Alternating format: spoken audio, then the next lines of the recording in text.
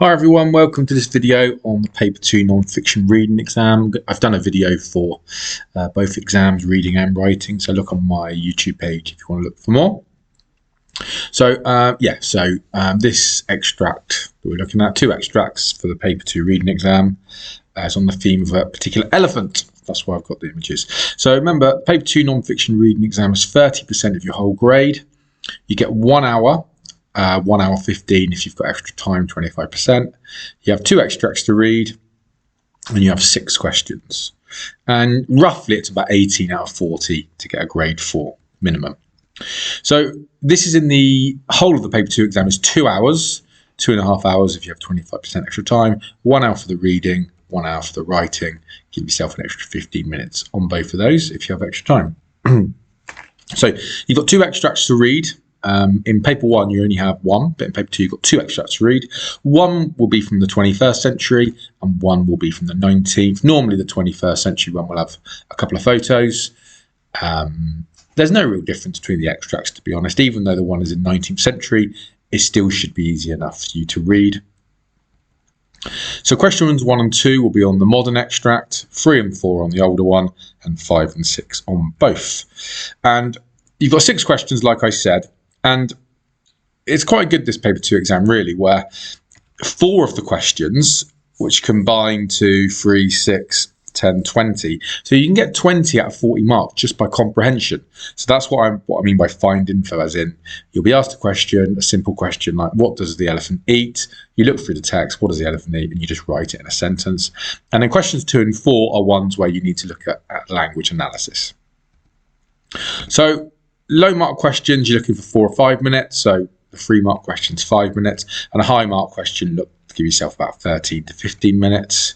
So good exam techniques for this reading exam would be trying to leave a 1-line gap between each quote you talk about or a PE. Start a new page for each question. That means you can always go back and do more. You don't have to worry about doing arrows to different pages. And remember, put quotation marks around every quote. At every point you make, you need to back it up with a quote. So that's what I mean by doing just 1 page per question. So if I need to go back and add more to question 4, I can. And question 2, I can. It doesn't mean that it gets a bit complicated for the examiner. You must time manage. So look at the clock before starting each question so you can work out when you need to move on to the next one. Okay, so question 1. So question 1 is really simple. And by the way, I will put the exam extract in the information. So you read through the extract and it's really simple. So where is the skeleton of Jumbo kept? Why was Jumbo sold to the Barnum Circus? Give 1 piece of evidence that showed people did not want Jumbo to go to America. All right, so then you literally go and try and find that information and it should always be pretty easy. So question 1 and question 3 are the same, really. Find the details in the text that the question's asking for.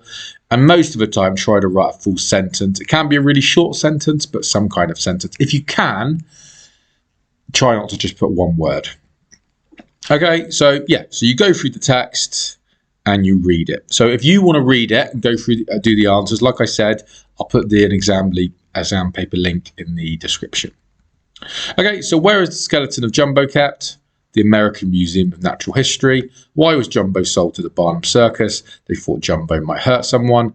Give 1 piece of evidence that showed people did not want Jumbo to go to America. There was 3 or 4 things you could put this, but I put adults protested at the zoo. All right, so nice and simple. Remember this question, if you can't find it, if you can't find 1 mark, leave it. You can go back at the end of the exam. You must finish the exam. There's no point wasting 5 or 6 minutes literally looking for 1 mark. If you can't find it, go back. And then if you've got a couple of minutes left, you can use that time to find that. Okay, question 2.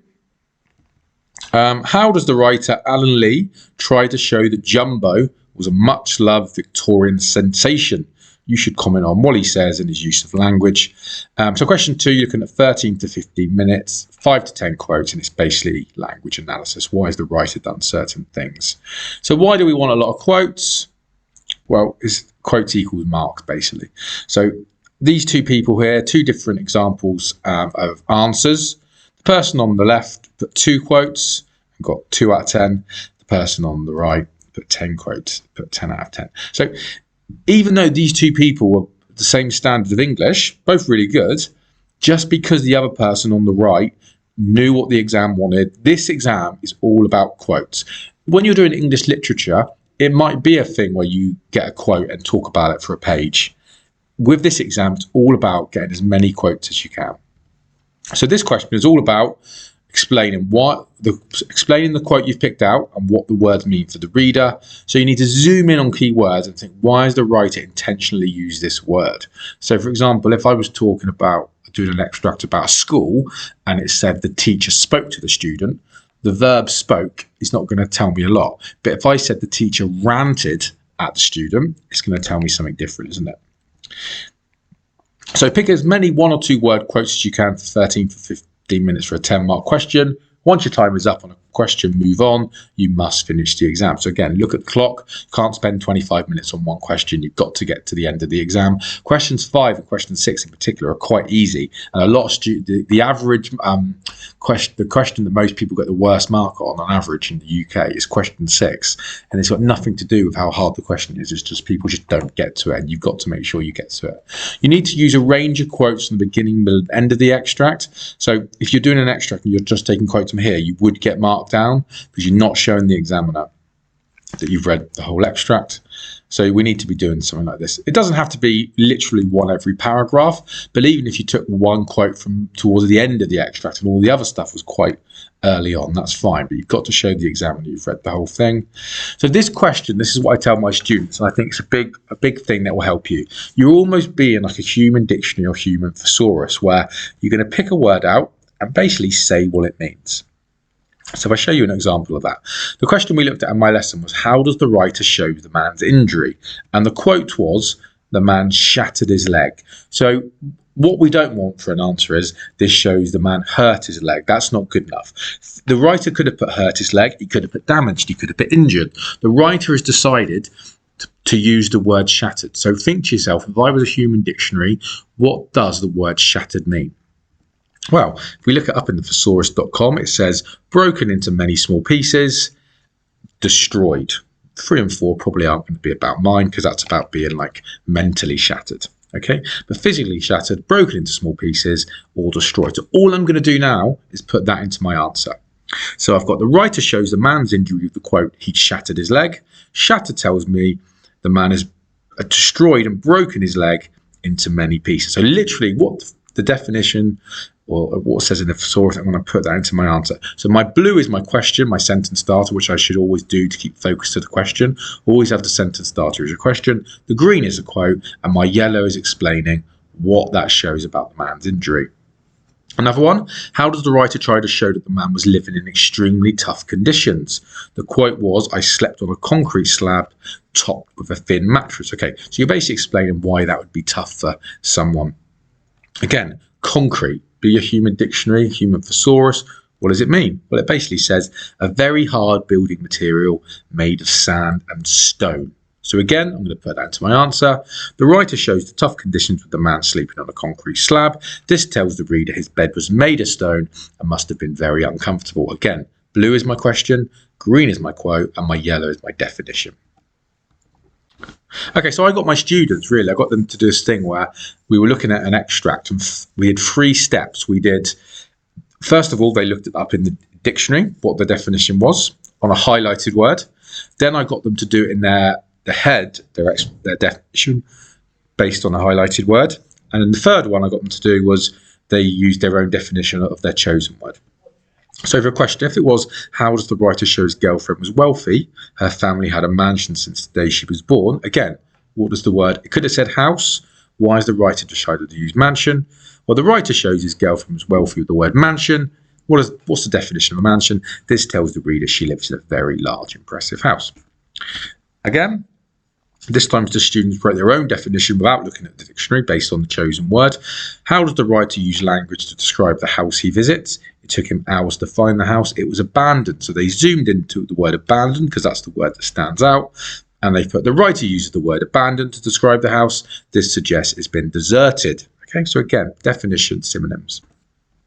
Okay, so our question about the elephant was, how does the writer Alan Lee try to show that Jumbo was a much loved Victorian sensation? Okay, so you're zooming in there to the topic of the question is, How was the elephant shown to be really loved and a sensation? So like an amazing thing of the day. Again, read through the extract if you want to. It should be in the description. Okay, so and that's what you should be looking for to write. The writer shows Jumbo was much loved with the quote. Give me the quote, and again, be that human dictionary and tell me what those words mean that you've picked out. Okay, so the quote. So like I said, have a read. If you don't want to have a read, I'll just tell you the quotes I picked out. So these are the quotes that I picked out for Jumbo being a much loved Victorian sensation. He's described as the greatest animal celebrity, outshone the biggest names. The elephant drew millions of visitors. Much love, later even inspired Walt Disney's classic cartoon Dumbo. Jumbo became an instant hit, attracting crowds of awestruck Victorians who came to marvel. Among those who said to have adored Jumbo were Queen Victoria's children. America offered £2,000 for Jumbo, an enormous sum at the time. There was an outcry. 100,000 children wrote to Queen Victoria begging her. So those are the quotes that I've picked out. There would have been more. Depending on time, I'm probably going to try to do 5, 6, 7, 8, 9 quotes. Again, doing 6 or 7 quotes with small explanations is much better in this exam than doing 2 quotes with a huge explanation. Okay, so again, I'm going to be that human dictionary and pick out certain words and say what they mean. And the first quote I'm going to pick out is greatest animal celebrity. In theory, you could talk about two parts of this sentence, really, the ones I've highlighted. So why does that quote tell me that Jumbo is a much-loved Victorian sensation? Well, okay, so first of all, let's pick out greatest. So what does greatest mean? It means that Jumbo's been described as the highest, the maximum, the supreme, the top, the leading. Okay, so they're saying he's the leading animal celebrity, the best animal celebrity. And again, what does celebrity mean? Well, it means basically being widely known and widely honoured, a widely known person, in this case, a widely loved animal. Okay, so I'm going to put that into my answer. The writer shows Jumbo was much loved with the quote, greatest animal celebrity. This tells the reader Jumbo was widely known and was seen as the best of all the famous animals. So again, in my blue, I've got my definition of the word greatest, definition of the word celebrity. And again, yellow is my question, green is my quote, and blue is my explanation of why that quote proves Jumbo was much loved. Okay, another one. An instant hit, attracting crowds of awestruck Victorians who came to marvel. Okay, so I'm going to zoom in on instant hit. If someone said to you, what does the word or phrase instant hit mean? You might say widely seen, big selling. Again, this is another quote where we could zoom into 2 things. If you're awestruck, what does that mean? Yeah, means you're amazed, astonished, or stunned, astounded by something. Okay, in this quote as well, we could probably even zoom in into marvel, but I'll let you do that one. So my answer is, the writer shows Jumbo is much loved with the quote, instant hit, attracting crowds of awestruck Victorians. Instant hit tells the reader that Jumbo became very famous very quickly. Now I'm going to zoom into awestruck. Awestruck shows he was well loved as the crowd were astonished by him. So again, yellow is my question, green is my quote, blue is my explanation or definition. Okay, another one. There was an outcry. 100,000 children wrote to Queen Victoria begging her. Again, so why is the writer bothered to use outcry? What does it mean? Well, it almost means like a protest or commotion because people are not happy about something. Again, we could zoom into the word begging. Could have said they wrote to Queen Victoria asking her, but they've put begging. Why the writer bothered to do that? Well, again, you're asking to do someone, but in a really sort of desperate, almost urgent way. So here's my answer. The writer shows Jumbo was much loved with the quote, outcry. 100,000 children wrote to Queen Victoria begging her. Outcry tells the reader that people were unhappy and almost protesting that Jumbo was going to leave London. A huge amount of children, 100,000, begging her, were urgently asking the Queen to stop Jumbo going to America. Okay, so there they all are. Okay, and I've got one more to add that I didn't zoom in on in red. The quote was, the elephant drew millions of visitors. Like, this is a dead easy one, isn't it?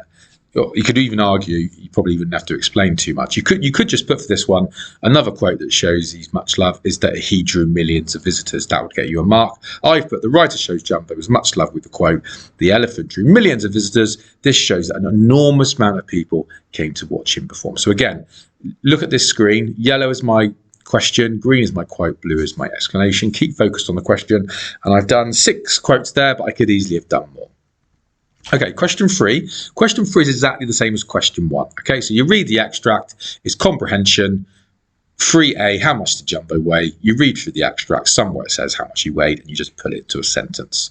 Don't get stressed, it's from the 19th century. Treat it the same as the 21st century one. There might be a few words you don't recognise, but if you don't, just don't talk about them. Simple as that. Okay, so like I said, find the answers in the text. Again, if you want to do it yourself, pause the video. How much did Jumbo weigh? Nearly 8 tonnes. How long had Jumbo been given children rides in London Zoo? Almost daily for 20 years.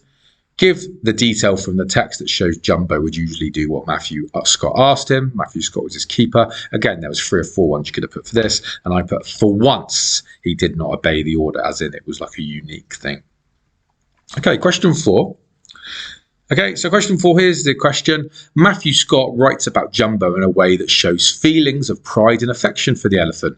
To what extent do you agree? You should comment on what the writer says and how he says it. Okay, so remember, the focus of the question is pride and affection. So that's all you're going for in this question. Anything that isn't to do with pride or affection or him having love for the elephant will get a 0. So keep focused on the question. Also, be very aware, question 4 can be a little bit sneaky, where they normally give you 2 types of question 4.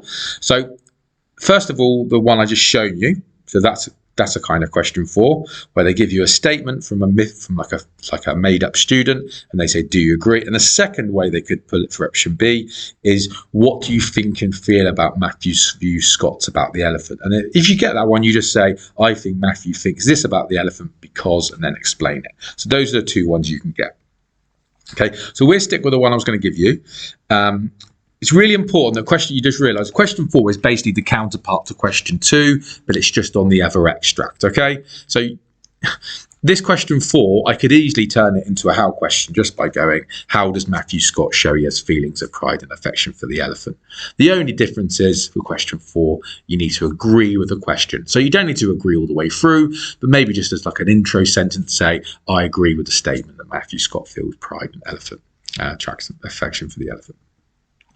Okay, so here's the extract. If you want to pause it, you pause it, because even though I'm rabbiting on, I'm trying to keep this relatively brief. So hopefully, if you want to see that, again, the exam paper is in the comments, it is in the info, hopefully. So go through it and try to highlight anything or write down any quotes that show you his pride and affection for Jumbo. 10 marks. Here are my ones. Again, if you want to pause the video or take a screenshot, then do. I'm going to go through them. Okay, so the quotes I picked out show that the writer, or the Matthew Scott, has affection for Jumbo. He calls him a fine-looking creature in a perfectly sound state of mind and body, the largest, most intelligent, the most powerful living creature in creation, a pleasure to me and is a great reward. Jumbo has been a busy, industrious creature all his life. No animal ever did his work more affectionately or tenderly and without accident. I saw Jumbo deliberately and coolly putting his trunk around the body of an infant that had escaped. He just stopped right there, gently picking up the child by the waist of his trunk and laid it beside its screaming mother, more tenderly than the mother afterwards. He calls it a kind of affectionate creature.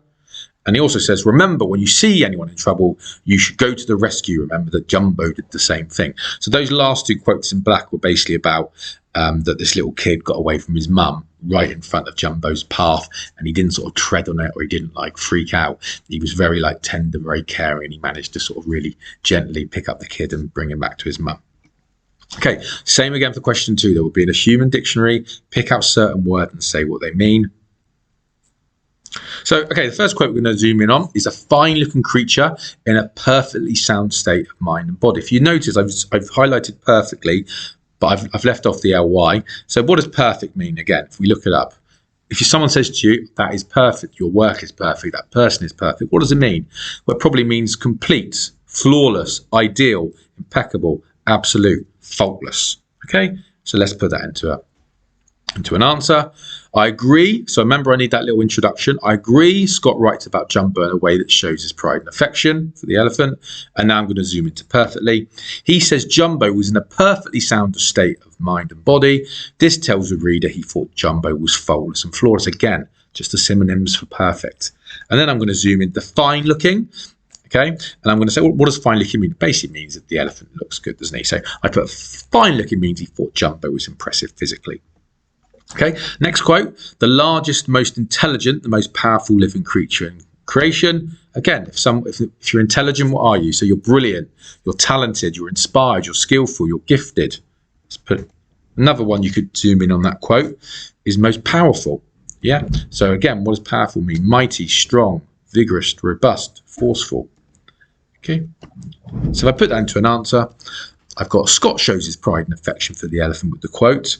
He thinks Jumbo is talented and gifted while also being strong physically. And I've zoomed into the word most, and the most emphasise it almost says it's the best, doesn't it? So again, yellow is my question, green is my quote, blue is my explanation. A kind, affectionate creature. So, okay, so again, be a human dictionary. What does the word kind mean? What does affectionate mean? So kind, we could use words like ideal or nice or dreamy or thoughtful. And affectionate, we have loving, fond, tender, friendly, caring. Yeah. So I put Scott, really simple on this one. Scott shows his affection by describing Jumbo as a kind and affectionate. He thinks the elephant is loving, sweet and caring. Another quote, he calls Jumbo a pleasure to me and a great reward. So, okay, again, what is a pleasure? Okay, it's probably something that is a joy, delightful, yeah, amusement, happy. If you have pleasure, you enjoy something. And reward, so what is a reward? It's almost like a trophy, isn't it? Or like a trophy or something you get when you do something well. It's almost like a nice thing, isn't it? Okay, so I put Scott shows his affection by describing Jumbo as a pleasure, a great reward. Jumbo made Scott happy and he enjoyed spending time with the elephant. That's pleasure. Now let's zoom into reward. He calls their experience a great reward. He's almost comparing his time with Jumbo to winning a prize of some kind. Okay, so here they all are again. And then I've got one more with the quote, deliberately and coolly. So I'm explaining that one where Jumbo saved the little kid. And I put, he shows his pride by describing Jumbo saving an infant who had left their mother. Deliberately and coolly tells us he feels Jumbo intentionally and non-aggressively saved the child from danger. Okay, question 5. On question 5 and 6, you have to answer the question from both texts. So question 5 should take you 5 to 7 minutes and it's worth 4 marks. Again, if it's a low mark question, it's comprehension, so you don't have to do any language analysis. It's the same as question 1 and 3, but you have to do it for both texts. The only difference is you put it into sentences. This means you need to pick out 2 quotes from each text. You don't have to compare in this question. Just because it's 2 texts, you don't have to compare. You don't need to do PEs. Okay, so the question is, using information from both texts, explain briefly what the 2 writers tell readers about Jumbo's food and drink. Again, you're only looking for the food and drink. Anything that has nothing to do with food and drink, 0 marks. So be clear which text you're talking about. And the best way to do this really is just to use the writer's surnames for structure. So that's how I would structure. These aren't the answers, by the way, but that's how you should be structuring. Okay, Lee and Scott, it will say the names of the writers on the exam papers. So I've put, these are made up answers, but in theory, the answer would be, he says Jumbo had a bag of peanuts. He did not like this huge section of fruit. Scott says Jumbo didn't like the scraps of meat.